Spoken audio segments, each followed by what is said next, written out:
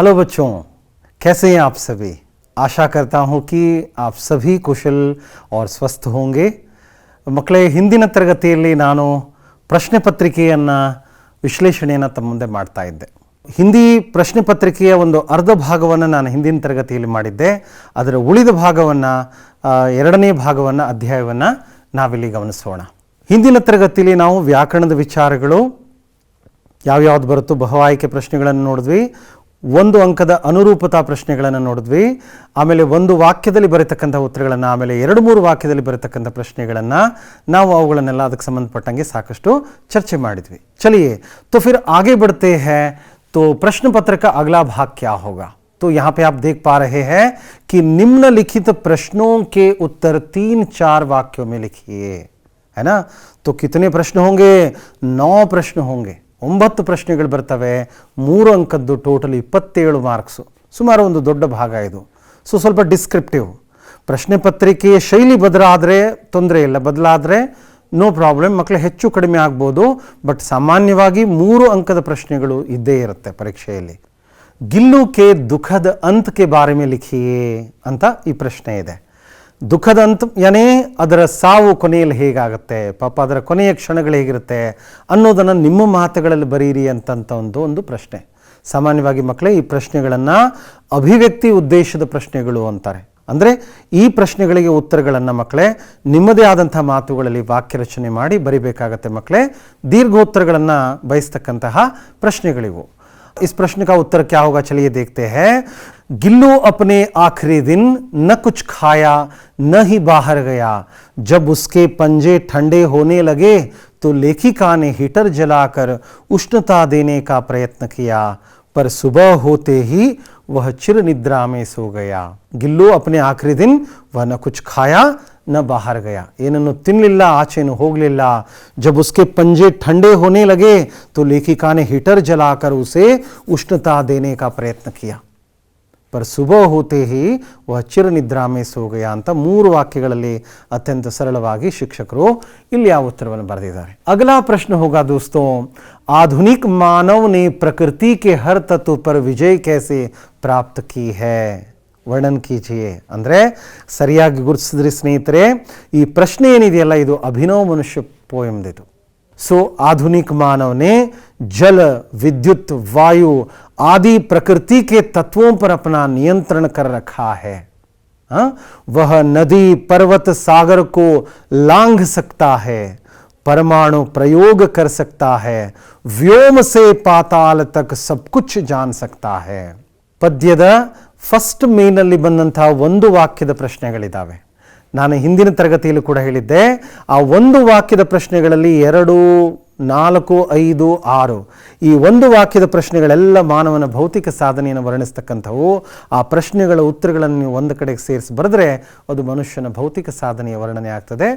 ಆ ಪ್ರಶ್ನೆಗೆ ಇದು ಉತ್ತರವಾಗುತ್ತೆ ಮಕ್ಕಳೇ. ಹಾಗಿದ್ರೆ ನಾವು ಮುಂದಿನ ಪ್ರಶ್ನೆ ಕಡೆಗೆ ಹೋಗೋಣ. ಮುಂದಿನ ಪ್ರಶ್ನೆ ಏನಪ್ಪ, ಸ್ವಾಭಿಮಾನಿ बसंत का परिचय दीजिए. देखिए वहाँ पे एक ही गुण के बारे में पूछा गया है, वह बहुत ही स्वाभिमानी था, कैसे बताइए. ನಾನು ಕೆಲವು ಮಕ್ಕಳನ್ನ ನೋಡಿದ್ದೀನಿ, ಉದ್ದಕ್ಕೆ ಕತೆ ಬರ್ಕೊಂಡು ಹೋಗ್ಬಿಡ್ತಾರೆ. ಬಸಂತ ಚಲ್ನಿ ಬೇಚ್ತಾ ಅದು ಇದು ಅಂತ ಕತೆ ಬರೀತಾರೆ. ಅವನು ಸ್ವಾಭಿಮಾನಿ ಹೇಗೆ ಅಂತ ಅನ್ನೋದನ್ನು ಬರೀಬೇಕು. ಬಸಂತ ಏಕ್ ಅನಾಥ ಗರೀಬ್ ಲಡಕಾ ಹೈ, ಅವನೊಬ್ಬ ಬಡ ಅನಾಥ ಹುಡುಗ. ಪರ್ ವಹ ಸ್ವಾಭಿಮಾನಿ ಹೈ, ಅವನು ತುಂಬ ಸ್ವಾಭಿಮಾನಿ. ಮೆಹನತ್ ಕರ್ಕೆ ಛೋಟೆ ಭಾಯಿ ಕೆ ಸಾಥ್ ಜೀ ರಹಾ ಹೈ, ಅವನು ಪರಿಶ್ರಮ ಪಟ್ಟು ತನ್ನ ತಮ್ಮನ ಜೊತೆ ಬದುಕ್ತಾ ಇದ್ದಾನೆ. ಬಿನಾ ಛಲ್ನಿ ಲಿಯೇ ರಾಜ್ಕಿಶೋರ್ ಜಬ್ ಪೈಸೆ ದೇನೆ ಜಾತೆ ಹೈ ಉಸೆ ಭೀಕ್ ಮಾನ್ಕರ್ ಇನ್ಕಾರ್ ಕರ್ತಾ ಹೈ. ಅಲ್ವಾ, ರಾಜ್ಕಿಶೋರ್ ಅವನಿಗೆ ಹಣವನ್ನು ಕೊಡಕ್ಕೆ ಬರ್ತಾರೆ. ಆ ಟೀ ಸೋಸೋದನ್ನು ಕೊಂಡುಕೊಳ್ಳದೇನೆ ಪುಕ್ಸಟಿಯಾಗಿ ಹಣ ಕೊಡಕ್ಕೆ ಬರ್ತಾರೆ, ಅದನ್ನು ಅವನು ತಿರಸ್ಕರಿಸ್ತಾನೆ, ಇನ್ಕಾರ್ ಕರ್ತಾ ಹೈ. ಡಾಕ್ಟರ್ ಜಬ್ ಚಿಕಿತ್ಸಾ ಕರ್ನೆ ಲಗ್ತೆ ಹೈ ತಬ್ ಉಸೆ ಅಪ್ನಿ ಗರೀಬಿ ಕಿ ಬಾತ್ ಕರ್ತಿ ಹೈ. ಡಾಕ್ಟರ್ ಅವನಿಗೆ ಚಿಕಿತ್ಸೆ ಮಾಡ್ತಾರಲ್ಲ ಆವಾಗ ಅವನಿಗೆ ತನ್ನ ಬಡತನದ ಬಗ್ಗೆ ಬಹಳ ಮನಸ್ಸಿಗೆ ಇದಾಗ್ತದೆ. ಕ್ಯೂಕಿ ವಹ ಏಕ್ ಸ್ವಾಭಿಮಾನಿ ಲಡಕಾ ಹೈ. ಓಕೆ ಮಕ್ಕಳೇ, ಇದೊಂದು ತುಂಬ ಇಂಪಾರ್ಟೆಂಟ್ ಪಾಠ. ಬಸಂತ್ ಕಿ ಸಚ್ಚಾಯಿ. ಸಾಮಾನ್ಯವಾಗಿ ಇದರಲ್ಲಿ 3 ಮತ್ತು 4 ಅಂಕದ ಪ್ರಶ್ನೆಗಳನ್ನು ಕೇಳಲಾಗ್ತದೆ. ಸೊ ನೀವು ಬಹಳ ಎಚ್ಚರಿಕೆಯಿಂದ ಈ ಪಾಠವನ್ನು ಓದ್ಕೋಬೇಕು. ಓಕೆ, ಈ ಉತ್ತರಗಳನ್ನು ರೆಡಿ ಮಾಡಿ.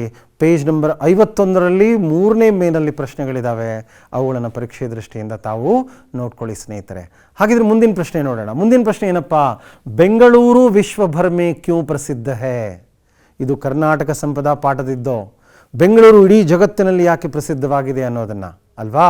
ಸೊ ಹಾಗಾದರೆ ನೋಡೋಣವಾ ಯಾಕೆ ಪ್ರಸಿದ್ಧ ಅಂತ ಅನ್ನೋದನ್ನು. ಬೆಂಗಳೂರು ಶಿಕ್ಷಾ और बड़े बड़े उद्योग धंधों का केंद्र है. ಬೆಂಗಳೂರು ಶಿಕ್ಷಣಕ್ಕೆ ಮತ್ತು ದೊಡ್ಡ ದೊಡ್ಡ ಉದ್ಯೋಗಕ್ಕೆ ಅದು ದೊಡ್ಡ ಕೇಂದ್ರವಾಗಿದೆ. ಯಹಾ ದೇಶ ವಿದೇಶ ಕೆ ಲೋಗ್ ಆಕರ್ ಬಸ್ ಗಯೇ ಹೇ. ಹಾಗಾಗಿ ಇಲ್ಲಿ ಬೇರೆ ಬೇರೆ ದೇಶಗಳಿಂದ ಜನ ಬಂದು ಇಲ್ಲಿ ವಾಸವಾಗಿದ್ದಾರೆ. यहाँ प्रसिद्ध भारतीय विज्ञान संस्थान IISC ಅಂತಾರೆ ಮಕ್ಕಳೇ, ಇಂಡಿಯನ್ ಇನ್ಸ್ಟಿಟ್ಯೂಟ್ ಆಫ್ ಸೈನ್ಸ್. ಅದು HAL Hindustan aeronautical limited, HMT Hindustan machine tools, ITI Indian telephone industry, BEL Bharat electronics limited, BHEL Bharat heavy electricals limited ಅಂತ ऐसी बृहत संस्थाएं हैं. ಇಂಥ ದೊಡ್ಡ ದೊಡ್ಡ ಸಂಸ್ಥೆಗಳು ಬೆಂಗಳೂರಲ್ಲಿದೆ. ಇಸೆ ಸಿಲಿಕಾನ್ ಸಿಟಿ ಭೀ ಕಹತೆ ಹೇ. ಇದನ್ನು ಸಿಲಿಕಾನ್ ಸಿಟಿ ಅಂತ ಕೂಡ ಕರೀತಾರೆ. ಇನ್ ಸಾರೇ ಕಾರಣೋं की वजह से ಬೆಂಗಳೂರು ವಿಶ್ವಭರ್ ಮೇ ಪ್ರಸಿದ್ಧ ಹೇ ಅಲ್ವಾ? ಒಳ್ಳೆ ಮಹತ್ವಪೂರ್ಣ ಪ್ರಶ್ನೆ, ಇದನ್ನು ನೋಡ್ಕೊಳ್ಳಿ. ಹಾಗಾದರೆ ನಾವು ಮುಂದಿನ ಪ್ರಶ್ನೆಯ ಕಡೆಗೆ ಹೋಗೋಣ ಮಕ್ಕಳೇ. ಮುಂದಿನ ಪ್ರಶ್ನೆ ಏನಪ್ಪ? ಸಮಯ ಅತ್ಯಂತ ಅನಮೋಲ್ ಹೇ, ಕವಿತಾ ಕೆ ಆಧಾರ ಪರ್ ಸ್ಪಷ್ಟ ಕೀಜಿಯೇ ಅಲ್ವಾ? ಸಮಯ ಕಿ ಪಹಚಾನ್ ಅಂತಕ್ಕಂಥ ಒಂದು ಕವಿತೆ ಇದೆ. ಆ ಕವಿತೆಯ ಆಧಾರದ ಮೇಲೆ ಸಮಯ ಬಹಳ ಅತ್ಯಮೂಲ್ಯವಾದದ್ದು ಅಂತ ಹೇಳಿ ಅಂತಾರೆ. ಬಹಳ ಸರಳವಾಗಿ ಬರಿಬೋದು ಮಕ್ಕಳೇ. ಸಮಯದ ಮಹತ್ವವನ್ನು ಬರೆದ್ರೆ ಸಾಕು. ಓಕೆ, ಹಾಗಾದರೆ ಸಮಯ ಅನಮೋಲ್ ಹೇ, ಟೈಮ್ ಈಸ್ ವೆರಿ ಪ್ರೇಷಿಯಸ್. ಈಶ್ವರ ದ್ವಾರ ಮನುಷ್ಯಕ್ಕೂ ಪ್ರಾಪ್ತ ಅನುಪಮ ಧನ ಹೇ. ಭಗವಂತನಿಂದ ಮನುಷ್ಯನಿಗೆ ಕೊಡಲ್ಪಟ್ಟಂತಹ ಒಂದು ಅಮೂಲ್ಯವಾದ ಸಂಪತ್ತು. ಬೀತಾ ಹುವಾ ಸಮಯ ವಾಪಸ್ ನಹಿ ಆತಾ. ಕಳೆದು ಹೋದ ಸಮಯ ಮತ್ತೆಂದೂ ವಾಪಸ್ ಬರಲಿಕ್ಕೆ ಸಾಧ್ಯ ಇಲ್ಲ. ಸಮಯ ಕಾ ಸದುಪಯೋಗ ಕರ್ನೆ ವಾಲೋಂ ಕೋ ಹಿ ಸಫಲತಾ ಪ್ರಾಪ್ತ ಹೋತಿ ಹೇ. ಯಾರು ಸಮಯನ ಸರಿಯಾಗಿ ಸದುಪಯೋಗ ಮಾಡ್ಕೊಳ್ತಾರೋ ಅವರಿಗೆ ಯಶಸ್ಸು ಅನ್ನೋದು ಸಿಗತ್ತೆ ಅಂತಾರೆ. ಸೊ ಇಲ್ಲಿ ತಾವು ಗಮನಿಸ್ತಾ ಇದ್ದೀರಾ ಮಕ್ಕಳೇ. ಈ ಉತ್ತರವನ್ನು ನೀವು ಒಂದು ಸಲ ಈಗ ನೋಡ್ಕೊಳ್ಳಿ, ಸರಿನಾ? ಸರಿ, ಮುಂದಿನ ಪ್ರಶ್ನೆ ತೆರಳೋಣ ಮಕ್ಕಳೇ. ಕಲೆಕ್ಟರ್ ಸಾಹಬ್ ನೆ ಬಾಲಶಕ್ತಿ ಟೋಲಿ ಕಿ ಪ್ರಶಂಸಾ ಕ್ಯೂ ಕಿ ಬತಾಯಿಯೇ. ಇದು ಬಾಲಶಕ್ತಿ ಪಾಠದ್ದು. ಕಲೆಕ್ಟರು ಬಾಲಶಕ್ತಿ ಟೋಳಿಯನ್ನು ಅಂದರೆ ಅವರ ತಂಡವನ್ನು ಯಾಕೆ ಹೊಗಳ್ತಾರೆ ಅಂತ ಕೇಳ್ತಾರೆ. ಹಾಗಿದ್ರೆ ಉತ್ತರವನ್ನು ನೋಡೋಣವಾ. ಬಾಲಶಕ್ತಿ ಕೆ ಬಾಲಕೋ ನೆ ಗಾಂವ್ और ಸ್ಕೂಲೋं के वातावरण को साफ और सुंदर बनाया था. ಇಡೀ ಹಳ್ಳಿಯನ್ನು, ಶಾಲೆಯ ವಾತಾವರಣವನ್ನು ಸ್ವಚ್ಛ ಸುಂದರವಾಗಿ ಮಾಡ್ತಾರೆ. ಪೇಡ್ ಪೌದೆ ಲಗಾಕರ್ ಹರಾಭರಾ ರಖಾ ಥಾ. ಗಿಡ ಮರಗಳನ್ನು ಸಾಕಿ ಇಡೀ ಊರನ್ನು ಬಹಳ ಹಸಿರಿನಿಂದ ತುಂಬುವ ಹಾಗೆ ಮಾಡ್ತಾರೆ. ಗಾಂವ್ ಕೆ ಲೋಗೋं को ಸ್ವಚ್ಛತಾ ಕಾ ಪಾಠ ಪಢಾಯಾ ಥಾ. ಹಳ್ಳಿಯ ಜನರಿಗೆ ಸ್ವಚ್ಛತೆಯ ಪಾಠವನ್ನು ಕಲಿಸ್ತಾರೆ. ಗಾಂವ್ ಕೋ ಏಕ ಆದರ್ಶ ಗಾಂವ್ ಬನಾಯಾ ಥಾ. ಆ ಹಳ್ಳಿಯನ್ನು ಒಂದು ಆದರ್ಶವಾದ ಹಳ್ಳಿಯನ್ನಾಗಿ ಅವರು ಮಾಡ್ತಾರೆ ಮಕ್ಕಳೇ. ಸೊ ಇಲ್ಲಿ ತಾವು ಗಮನಿಸ್ತಾ ಇದ್ದೀರಿ. ಉತ್ತರವನ್ನು ಒಂದ್ಸಲ ನೋಟ್ ಮಾಡ್ಕೊಳ್ಳಿ ಮಕ್ಕಳೇ. ಹಾಗಾದರೆ ನಾವು ಮುಂದಿನ ಪ್ರಶ್ನೆಗೆ ಹೊರಡೋಣವಾ. ಮುಂದಿನ ಪ್ರಶ್ನೆ ಏನು ಅಂತ ನೋಡೋಣ. ನಿಮ್ನಲಿಖಿತ ದೋಹೆ ಕಾ ಭಾವಾರ್ಥ ಅಪನೇ ಶಬ್ದೋ ಮೇ ಲಿಖಿಯೇ. ಒಂದು ದೋಹೆಯನ್ನು ಕೊಡ್ತಾರೆ ಮಕ್ಕಳೇ. ಇಲ್ಲಿ ನೀವು ನೋಡ್ತಾ ಇದ್ದೀರಾ, ಈ ದೋಹೆ ಇದೆ. ಮುಖಿಯಾ ಮುಖ ಸೋ ಚಾಹಿಯೇ, ಖಾನ ಪಾನ ಕೋ ಏಕ, ಪಾಲೈ ಪೋಸೈ ಸಕಲ ಅಂಗ, ತುಳಸಿ ಸಹಿತ ವಿವೇಕ. ಇಲ್ಲಿ ಈ ದೋಹೆಯನ್ನು ಕೊಡಲಾಗಿದೆ. ಈ ದೋಹೆಯ ಭಾವಾರ್ಥವನ್ನು ಹೇಗೆ ಬರೆಯೋದು ಅನ್ನೋದನ್ನು ನಾನು ಹೇಳ್ತೀನಿ. ಸಾಮಾನ್ಯವಾಗಿ ತುಂಬ ಚೆನ್ನಾಗಿ ಬರೀತಕ್ಕಂಥ ಮಕ್ಕಳು ಇದನ್ನು ಯಾವ ರೀತಿ ಪ್ರೆಸೆಂಟ್ ಮಾಡಬೇಕು ಅಂತ ಇಲ್ಲಿ ತೋರಿಸ್ತೀನಿ. ಸಾಧ್ಯವಾಗದೇ ಇರೋರು ಮಿನಿಮಮ್ ಆಗಿ ಅದರ ಭಾವಾರ್ಥವನ್ನು ಬರೆದರೂ ಸಾಕಾಗತ್ತೆ ಮಕ್ಕಳೇ. ಹಾಗಾದರೆ ನೋಡೋಣವಾ. प्रस्तुत दोहे को हिंदी साहित्य में भक्ति काल के राम भक्त कवियों में श्रेष्ठ कवि तुलसीदास जी ने लिखा है. ಯಾವತ್ತೂ ಕೂಡ ಎಲ್ಲ ಕರ್ನಾಟಕದ ಮಕ್ಕಳೆಲ್ಲ ದೋಹೆಯ ಭಾವಾರ್ಥ ಬರೀತಾರೆ. ನಿಮ್ಮನ್ನು ನೀವು ಹೇಗೆ ಸ್ಪೆಷಲ್ ಅಂತ ತೋರಿಸ್ಬೇಕು ಅಂತಂದರೆ ಒಂದು ಸಾಲಿನಲ್ಲಿ ಕವಿಯ ಪರಿಚಯವನ್ನು ಬರೀಬೇಕು. ನೋಡಿ, ನಾನು ಹೈಲೈಟ್ ಮಾಡಿದ್ದೀನಿ ಅಲ್ಲಿ. ಈ ಪ್ರೆಸೆಂಟ್ ದೋಹೆನ ಹಿಂದಿ ಸಾಹಿತ್ಯದಲ್ಲಿ ಭಕ್ತಿ ಕಾಲದಲ್ಲಿ ರಾಮಭಕ್ತ ಕವಿಗಳಲ್ಲಿ ಗ್ರೇಟ್ ಕವಿಗಳಾದಂಥ ತುಳಸಿದಾಸರು ಬರೆದಿದ್ದಾರೆ. ಗೊತ್ತಾ ಅಂದರೆ ವಾಹ್, ಹುಡುಗ ಏನು ತಿಳ್ಕೊಂಡಿದ್ದಾನೆ ಅಂತ ನಿಮ್ಮ ಬಗ್ಗೆ ಫಿದಾ ಆಗಿಬಿಡ್ತಾರೆ ಮೇಷ್ಟ್ರು, ವ್ಯಾಲ್ಯೂಯೇಷನ್ ಮಾಡ್ತಕ್ಕಂಥವ್ರು. ಆಮೇಲೆ ಏನು ಮಾಡಿ ಮಕ್ಕಳೇ, ಪಠ್ಯದಲ್ಲೇ ಕೊಟ್ಟಂತಹ ಭಾವಾರ್ಥವನ್ನು ಬರೀರಿ, ಪ್ಯಾರಾಗ್ರಾಫ್ ಚೇಂಜ್ ಮಾಡಿ. वे कहते हैं ಮುಖಿಯಾ ಕೋ ಮುಖ ಕಿ ತರ ಹೋನಾ ಚಾಹಿಯೆ. ಒಬ್ಬ ನಾಯಕ ಮುಖದ ಹಾಗಿರಬೇಕು. ಮುಖ ಅಕೇಲಾ ಖಾತಾ है, शरीर के सभी अंगों का विकास समान रूप से होता है.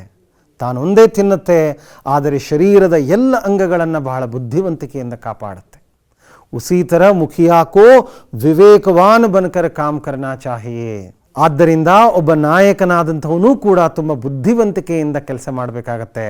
ಜಿಸ್ಕಾ ಫಲ್ ಸಮಾಜ್ ಕೆ ಸಭಿ ಅಂಗೋಂಕು ಮಿಲ್ನಾ ಚಾಹಿಯೆ. ಈ ರೀತಿಯಾಗಿ ನಿಮ್ಮದೇ ವಾಕ್ಯಗಳಲ್ಲಿ ಏನು ಮಾಡಿ ಮಕ್ಕಳೇ, ಆ ಭಾವಾರ್ಥವನ್ನು ಬರೀರಿ. ಆಮೇಲೆ ಏನು ಮಾಡಬೇಕು ಗೊತ್ತಾ, ಈ ದೋಹೆಯ ಸಂದೇಶ ಏನು ಅನ್ನೋದನ್ನು ಕೊನೆಯಲ್ಲಿ ಬರೀಬೇಕು. ನೋಡಿ, ಇಲ್ಲಿ ನಾನೇನು ಬರೆದಿದ್ದೀನಿ, ಇಸ್ ಪ್ರಕಾರ ತುಳಸಿದಾಸ್ ಸಮಾಜ್ ಕೋ ಏಕ್ ಅಚ್ಛೇ ಮುಖಿಯಾ ಕೆ ಲಕ್ಷಣೋं के बारे में बताते हैं. ಈ ರೀತಿ ತುಳಸಿದಾಸರು ಸಮಾಜಕ್ಕೆ ಒಬ್ಬ ಒಳ್ಳೆಯ ನಾಯಕನ ಲಕ್ಷಣಗಳು ಹೇಗಿರಬೇಕು ಅಂತಂತ ಒಂದು ಸಂದೇಶವನ್ನು ಕೊಡ್ತಾರೆ ಅಂತ. आप यहाँ पे देख पा रहे हैं दोस्तों, इस प्रकार तुलसीदास जी कहते हैं कि समाज को एक अच्छे मुखिया के लक्षणों के बारे में इसमें बताते हैं. ಈ ರೀತಿಯಾಗಿ ಆ ಮುಖ್ಯಾಂಶಗಳನ್ನು ನೀವು ಪೆನ್ಸಿಲಿಂದ ಅಂಡರ್ಲೈನ್ ಮಾಡಿ ಪ್ರೆಸೆಂಟ್ ಮಾಡಿದ್ರೆ ಬಹಳ ಉತ್ತಮವಾಗಿರುತ್ತೆ ಮಕ್ಕಳೇ. ಹಾಗಿದ್ರೆ ನಾವು ಮುಂದಿನ ಪ್ರಶ್ನೆ ಕಡೆ ತೆರಳೋಣವಾ? ಸರಿ, ಹಾಗಿದ್ರೆ ನೀವು ಇದನ್ನೆಲ್ಲ ಅಲ್ಲಿ ಗಮನಿಸಿದ್ರ ಅಂತ ಅಂದ್ಕೊಂಡಿದ್ದೀನಿ. ಗದ್ಯಾಂಶ್ ಕಾ ಅನುವಾದ ಕನ್ನಡ ಯಾ ಅಂಗ್ರೇಜಿ ಮೇ ಕೀಜಿಯೇ. ಇದು ಕೂಡ 3 ಅಂಕ. ಒಂದು ಸಣ್ಣ ಪ್ಯಾಸೇಜ್ ಕೊಡ್ತಾರೆ, ಅದನ್ನು ಅನುವಾದ ಮಾಡಬೇಕಾಗತ್ತೆ ಕನ್ನಡದಲ್ಲಿ ಅಥವಾ ಆಂಗ್ಲದಲ್ಲಿ. ಆಂಗ್ಲ ಭಾಷೆಯಲ್ಲಿ ಬರೆಯುವಂಥವ್ರು ಆಂಗ್ಲ ಮಾಧ್ಯಮದ ಮಕ್ಕಳು ಅವ್ರು ಮಾಡ್ತಾರೆ, ಕನ್ನಡ ಮಾಧ್ಯಮದ ಮಕ್ಕಳು ಕನ್ನಡದಲ್ಲಿ ಮಾಡ್ಬೋದು ಅಥವಾ ಇಂಗ್ಲೀಷಲ್ಲೂ ಕೂಡ ಮಾಡ್ಬೋದು ಮಕ್ಕಳೇ. ಹಾಗಿದ್ರೆ ಪ್ಯಾರಾಗ್ರಾಫ್ ಏನಪ್ಪ, ಸತ್ಯ ಕಿ ಮಹಿಮಾ ಅಪಾರ ಹೈ, ಸತ್ಯ ಅತ್ಯಂತ ಶಕ್ತಿಶಾಲಿ ಹೈ, ಹಮೇ ಸತ್ಯ ಬೋಲ್ನೆ ಕಾ ಅಭ್ಯಾಸ ಕರ್ನಾ ಚಾಹಿಯೆ. ಇದನ್ನೇನು ಮಾಡಬೇಕು, ಒಂದಲ್ಲ ಎರಡಲ್ಲ ಒಂದು 3 ಬಾರಿ ಓದ್ಕೋಬೇಕು ಮಕ್ಕಳೇ. ಕೆಲವು ಶಬ್ದಗಳು ಕೇಳಿದ ಹಾಗಿದೆ, ಅಯ್ಯೋ ಕೆಲವು ಶಬ್ದಗಳು ಕನ್ನಡದಲ್ಲೇ ಇದ್ದಂಗೆ ಇದೆಯಲ್ಲಪ್ಪ ಅನಿಸುತ್ತೆ. ಸೊ ಮತ್ತು ಕನ್ನಡ ಮತ್ತು ಹಿಂದಿಯ ವಾಕ್ಯದ ರಚನೆ ಒಂದೇ ಥರ ಇರೋದ್ರಿಂದ ಅವುಗಳನ್ನು ಅದೇ ಶಬ್ದಗಳನ್ನು ಹಾಗೆ ಇಟ್ಬಿಟ್ಟು ವಾಕ್ಯ ರಚನೆ ಮಾಡಿಬಿಡಿ. 3 ಅಂಕ ಸಿಗುತ್ತೆ ಮಕ್ಕಳೇ. ಓಕೆ, ಹಾಗಾದರೆ ಅನುವಾದ ನೋಡೋಣ. ಸತ್ಯದ ಮಹಿಮೆ ಅಪಾರ. ನೋಡಿ, ಅದೇ ಪದಗಳನ್ನು ಬಳಸಲಾಗಿದೆ. ಸತ್ಯವೂ ಅತ್ಯಂತ ಶಕ್ತಿಶಾಲಿ ಅಥವಾ ಶಕ್ತಿಶಾಲಿಯಾಗಿದೆ ಅಲ್ವಾ. ಆದ್ದರಿಂದ, ಅತಃ ಅಂದರೆ ಆದ್ದರಿಂದ, ನಾವು ಸತ್ಯವನ್ನು ಹೇಳುವ ಅಭ್ಯಾಸವನ್ನು ಮಾಡಬೇಕು. ನೋಡಿದ್ರಾ ಮಕ್ಕಳೇ, ಗಮನಿಸಿದ್ರಾ? ಇಂಗ್ಲೀಷಲ್ಲಿ ಮಾಡೋ ಪ್ರಯತ್ನ ಏನು ಮಾಡ್ಬೋದು, the greatness of truth is immense ಅಲ್ವಾ. Truth is very very powerful, so we should practise speaking truth ಅಲ್ವಾ.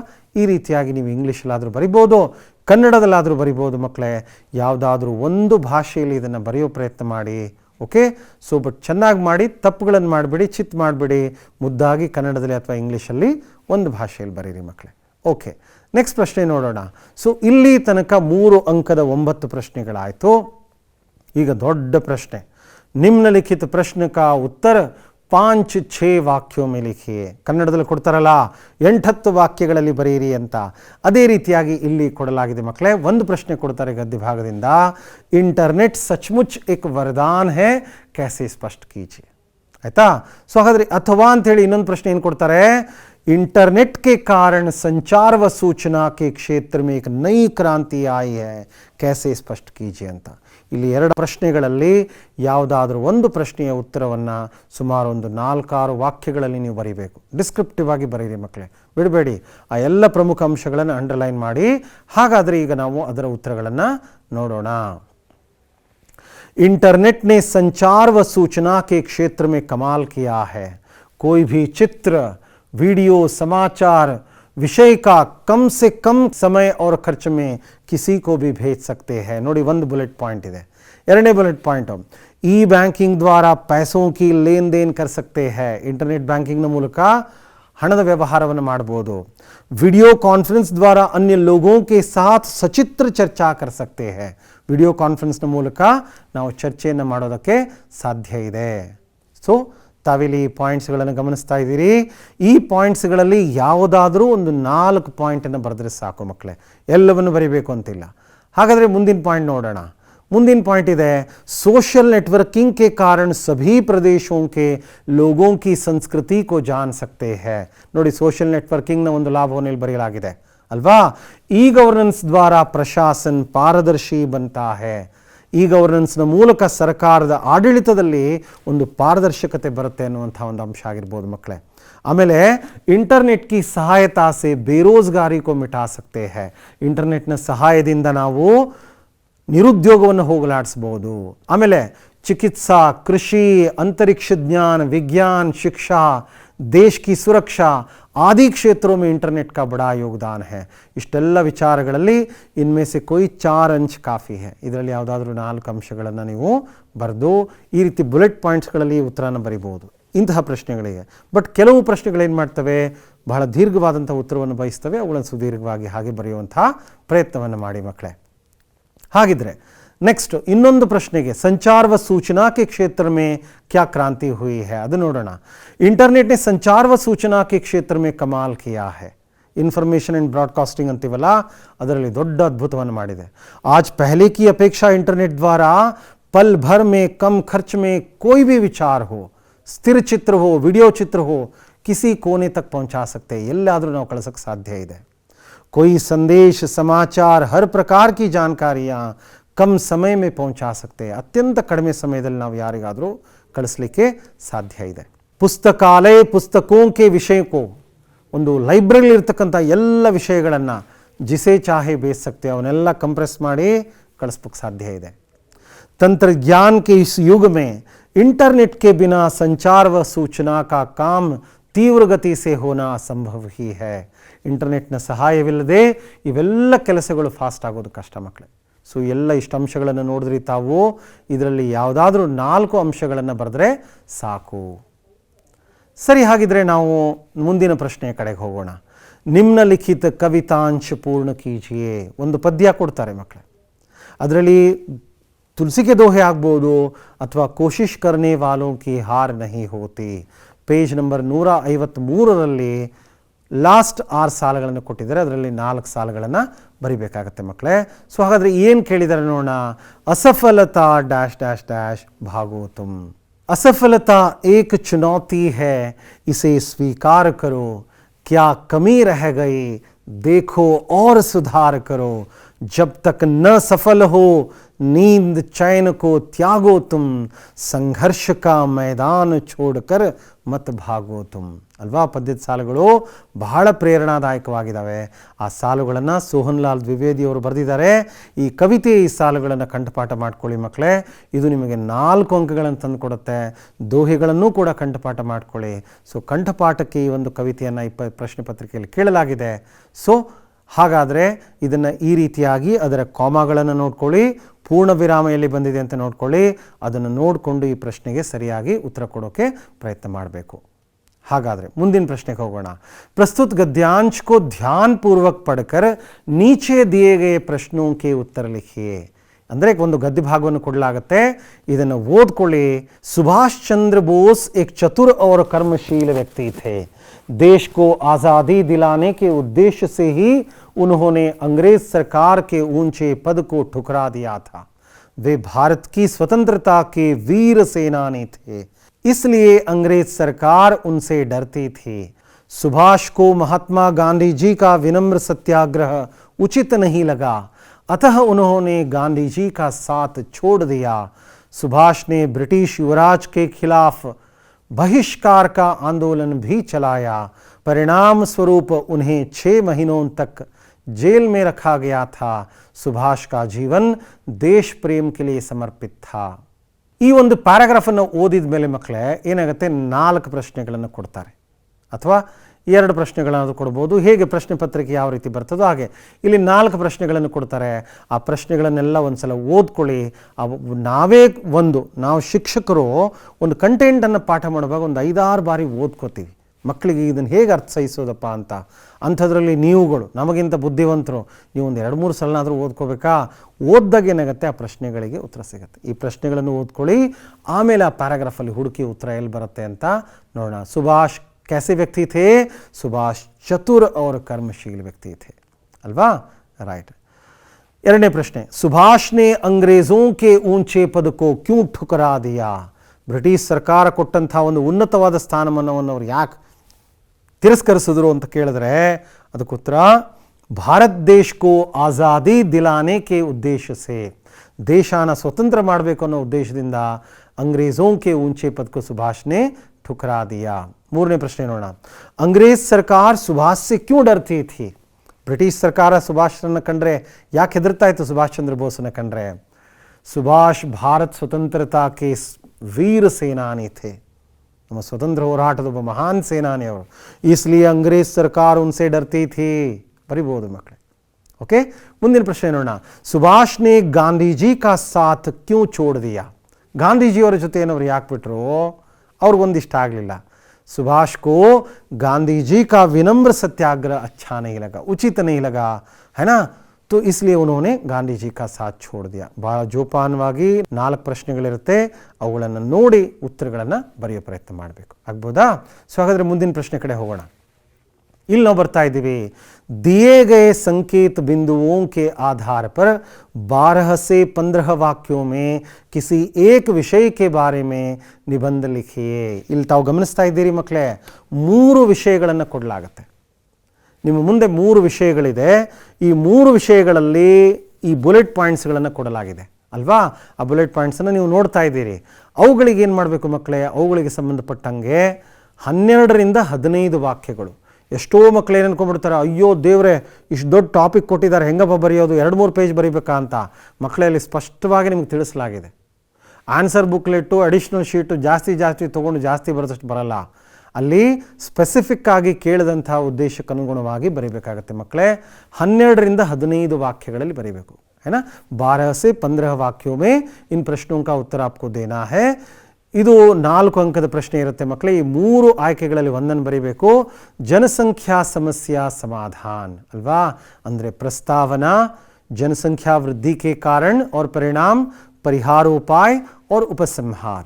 ಎರಡನೇ ವಿಷಯ मेरा कर्नाटक महान ಅಲ್ವಾ, विषय प्रवेश, कर्नाटक की विशेषताएं, उपसंहार।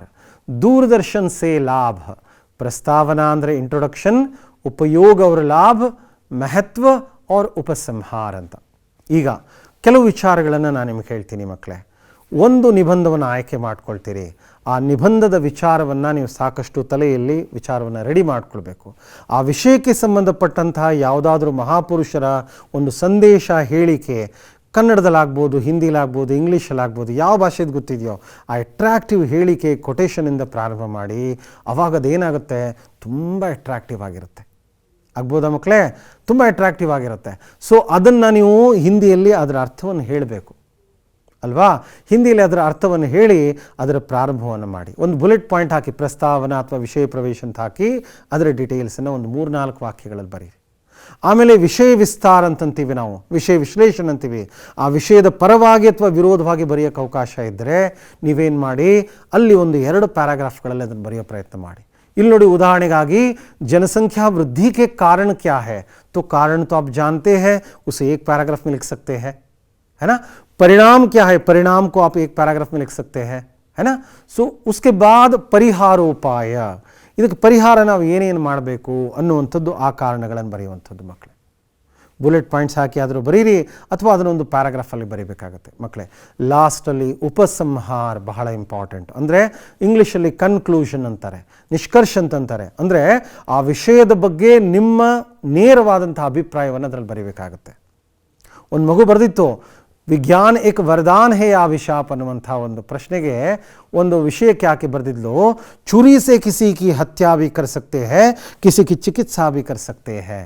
अगर विज्ञान का प्रयोग बम बनाने के लिए करेंगे तो हमारे लिए शाप सिद्ध होगा, विज्ञान का प्रयोग अच्छे कार्यों के लिए करेंगे तो वरदान सिद्ध होगा।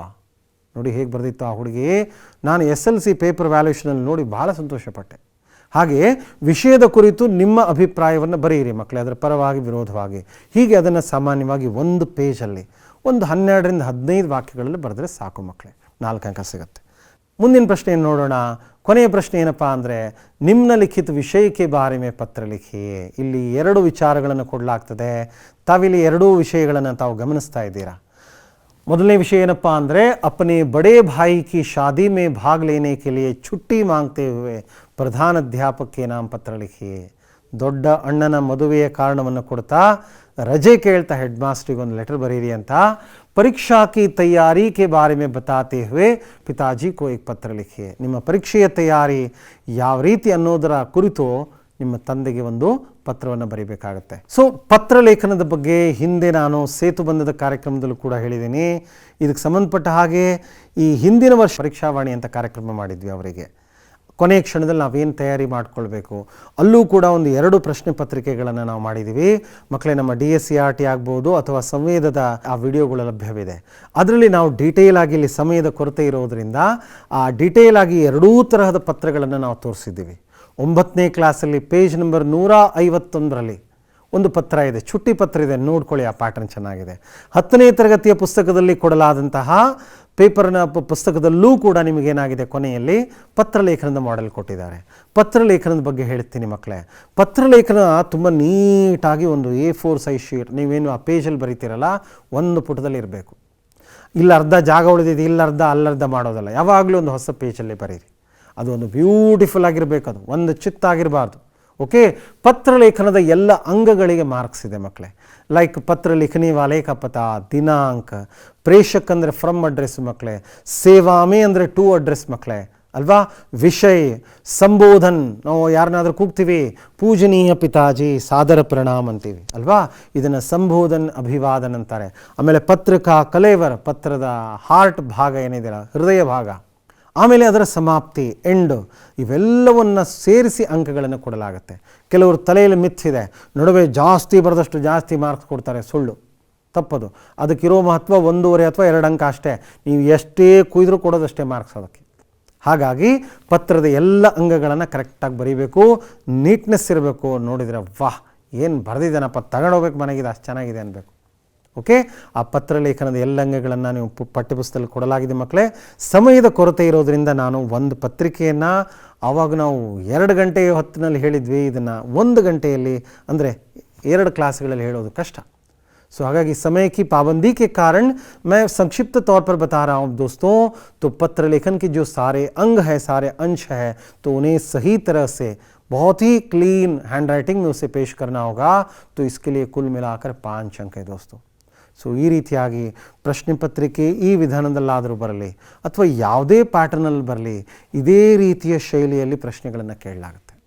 ಅದು ಮಲ್ಟಿಪಲ್ ಚಾಯ್ಸ್ ಕ್ವಶನ್ ಆಗಿರ್ಬೋದು ಮಕ್ಕಳೇ, ಅನುರೂಪತಾ ಪ್ರಶ್ನೆ ಆಗಿರ್ಬೋದು, 2ರಿಂದ 3 ವಾಕ್ಯಗಳಲ್ಲಿ ಬರೀತಕ್ಕಂಥ ಪ್ರಶ್ನೆಗಳಾಗಿರ್ಬೋದು.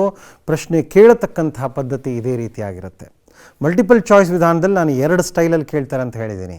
2-3 ಅಂಕದ್ದು 4 ಅಂಕದ್ದು ಪ್ರಶ್ನೆಗಳಲ್ಲಿ ನಾನು ಹೇಳಿದ್ದೀನಿ, ಹೆಚ್ಚು ನೀವು ಕ್ಯೂ, ಯಾಕೆ, कैसे, ಹೇಗೆ, ಕ್ಯಾ ಕಾರಣ ಥಾ, ಕಾರಣವೇನು, ವಿವರಣ ದೀಜಿಯೇ, ವಿವರಿಸಿ, ವರ್ಣನ್ ಕೀಜಿಯೇ, ವರ್ಣಿಸಿ, ಈ ತರಹದ ಪ್ರಶ್ನೆಗಳನ್ನು ಹೆಚ್ಚು ಆಯ್ಕೆ ಮಾಡಿಕೊಂಡು ಉತ್ತರಗಳನ್ನು ರೆಡಿ ಮಾಡಿ ಚೆನ್ನಾಗಿ ಓದಿ ಮಕ್ಕಳೇ.